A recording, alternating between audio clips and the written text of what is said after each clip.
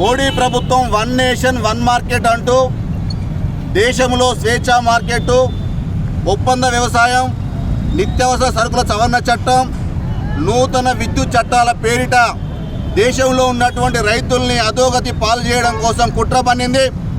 ఏదో వెనుకట సామెత ఉన్నట్టు మాయల పకీరు ప్రాణం ఎక్కడ ఉందంటే చెట్టు త్వరలో ఉన్నట్టు ఈరోజు బీజేపీ మోడీ ప్రభుత్వ ప్రాణం ఎక్కడ ఉందంటే ఆదాని అంబానీ చేతుల్లో ఉన్నట్టుగా స్పష్టంగా కనబడతా ఉంది.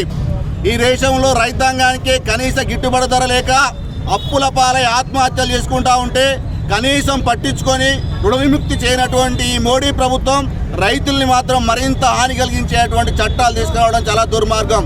అసలుకే ఎసర్లేరు నాయన అంటే పెసరపప్పు తీసుకొచ్చి పెడతా అన్నట్టు ఇప్పటికే దళారీ వ్యవస్థ ఈ దేశంలో పెచ్చుమీరి రైతుల్ని నిండుగా మోసం చేస్తున్న తరుణంలో వాళ్ళందరినీ కూడా ఈరోజు శిక్షించాల్సినటువంటి మోడీ ప్రభుత్వం అది విస్మరించి రైతుల్ని ఆదుకోవడం పక్కకు పెట్టి, కూలీల్ని ఆదుకోవడం పక్కకు పెట్టి కార్పొరేట్ శక్తులకి లక్షలాది కోట్ల రూపాయల రాయితీలు ఇస్తూ ఈరోజు వాళ్ళకు ఊడిగం చేస్తుంది తప్ప రైతులను మాత్రం మేలు చేసే పరిస్థితి కనబడలేదు.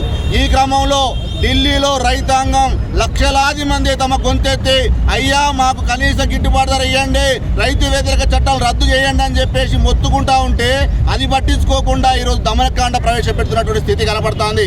అందుకోసమే ఈరోజు దేశవ్యాప్తంగా రైతాంగం అంతా కూడా గొంతెత్తిళ్ళు, వాళ్ళకు అండగా రైతు సంఘాలు, కార్మిక సంఘాలు, ప్రతిపక్ష పార్టీలు ఈరోజు రాజకీయాలకు అతీతంగా కలుగుతున్నటువంటి స్థితి ఉన్నది. ఇప్పటికైనా మోడీ ప్రభుత్వం సిగ్గు తెచ్చుకోవాల్సిన అవసరం ఉంది. రైతులకు వ్యతిరేకంగా చట్టాలు రద్దు చేయాల్సిన అవసరం ఉంది. లేకపోతే జరగబోయేటువంటి అన్ని ఉద్యమాలకి కూడా ఈ ప్రభుత్వం బాధ్యత వహించాల్సి ఉంటుంది. ఈ క్రమంలో ఈ రాష్ట్రంలో ఉన్నటువంటి కేసీఆర్ ప్రభుత్వం కూడా తక్షణమే అసెంబ్లీ సమావేశాలు ప్రవేశపెట్టి ఆ అసెంబ్లీ సమావేశాల్లో ఈ చట్టాల వ్యతిరేకంగా తీర్మానం చేసి కేంద్రం మీద ఒత్తిడి తీసుకురావాలని చెప్పేసి మేము రైతు సంఘాల పక్షాలను డిమాండ్ చేస్తూ ఉన్నాం.